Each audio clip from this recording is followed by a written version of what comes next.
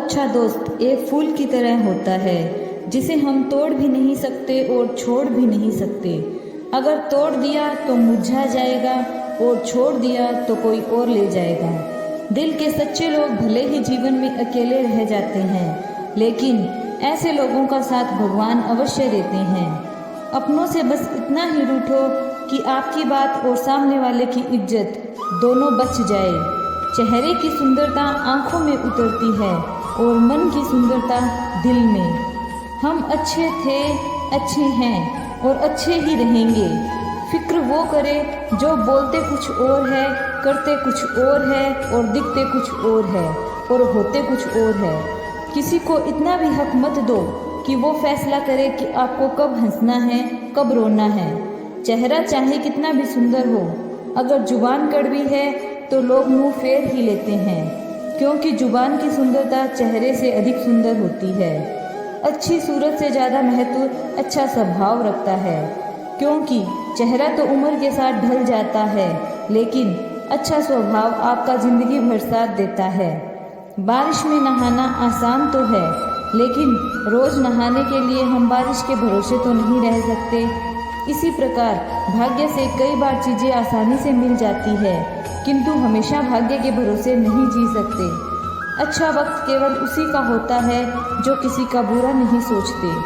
सुख दुख तो अतिथि की तरह हैं, बारी बारी से आएंगे और चले जाएंगे। यदि वो नहीं आएंगे तो हमें अनुभव कहाँ से लाएंगे। रिश्ते कभी अपने आप नहीं टूटते। अज्ञान, अहंकार और रवैया उन्हें तोड़ देते हैं। ज्ञान के बाद यदि अहंकार का जन्म होता है तो ज्ञान जहर है, किंतु यदि ज्ञान के बाद नम्रता का जन्म होता है तो वह ज्ञान अमृत के समान है।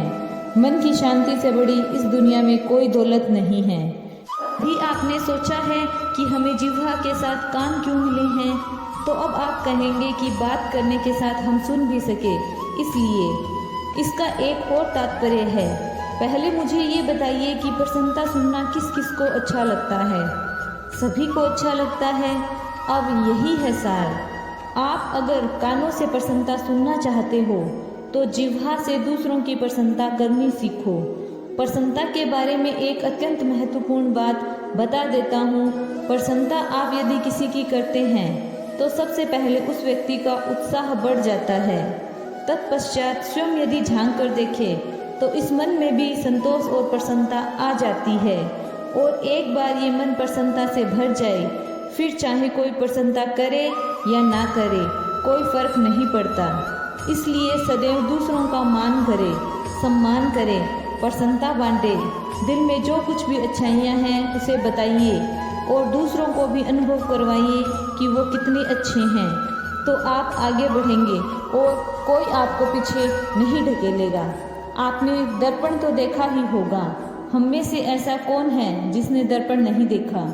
सभी ने दर्पण को देखा होगा, उससे बनने वाले प्रतिबिंब को भी देखा होगा, किंतु किसी ने सोचा कि दर्पण के पीछे क्या है, प्रतिबिंब के पीछे क्या है। होता ये है कि उस कांच के पीछे धातु की एक परत चढ़ाई जाती है, जिस कारण से हमें हमारा प्रतिबिंब दिखता है। अर्थात कांच को कुछ इस प्रकार कर दिया गया है कि कांच जिस ओर से जाता है उसी ओर से वापस आता है, तभी वो दर्पण कहलाता है। यदि हम हमारा ध्यान लक्ष्य की ओर केंद्रित करते हैं, यहाँ वहाँ नहीं भटकते हैं, न केवल लक्ष्य प्राप्ति में सफल होते हैं बल्कि दूसरों का मार्गदर्शन करने में भी सफल होते हैं। तो क्या आप बनना चाहते हैं ऐसे व्यक्ति? चयन आपका है। संसार में ऐसा कोई पर्वत नहीं जो इतना ऊंचा हो कि जिस पर चढ़कर मनुष्य उसकी चोटी को लांघ ना सके। संसार में ऐसा कोई सागर नहीं जो इतना गहरा हो कि मनुष्य उसकी तली को छूकर ना आ सके। एक छोटी सी बूंद पर्वत के शिखर पर पिघल कर बहने लगती है और देखते ही देखते महानदी गंगा में परिवर्तित हो जाती है। कारण क्या है? कारण है प्रयास, प्रारब्ध नहीं। ये प्रयास ही निश्चित करते हैं। ये सारा खेल प्रयास और प्रारब्ध का ही है। आपका जैसा भाव होगा वैसा ही प्रारब्ध होगा। यदि आपके प्रयास ऊंचे हैं तो प्रारब्ध आपके समक्ष झुकेगा। क्या आपके जीवन में समस्याएं हैं? अवश्य ही होगी। हर एक के जीवन में समस्याएं होती है।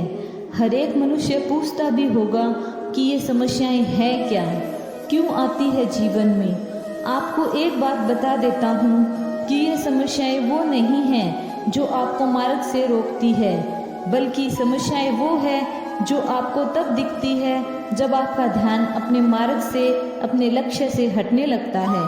इन समस्याओं को सुलझाने का एक ही साधन है, अपना सारा ध्यान अपने मार्ग पर, लक्ष्य पर केंद्रित कीजिए।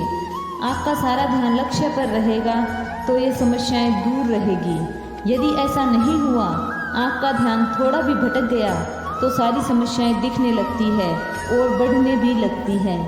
जहां आपका निशाना है, बाण तो वहीं चलाना है, तो दृष्टि भी वहीं होनी चाहिए, तभी तो आप उस लक्ष्य को देख पाओगे। सदैव ध्यान रखिए अपने मार्ग का, उस पर आगे बढ़ते रहिए और जैसे जैसे आगे बढ़ते जाओगे वैसे वैसे समस्याएं स्वयं ही पीछे चली जाएगी। ये पक्षी बहुत प्यारे होते हैं, मुझे बहुत अच्छे लगते हैं। आपने कभी सुना होगा कि कुछ ऐसे पक्षी भी हैं जिनके पास पंख तो होते हैं लेकिन उड़ नहीं पाते।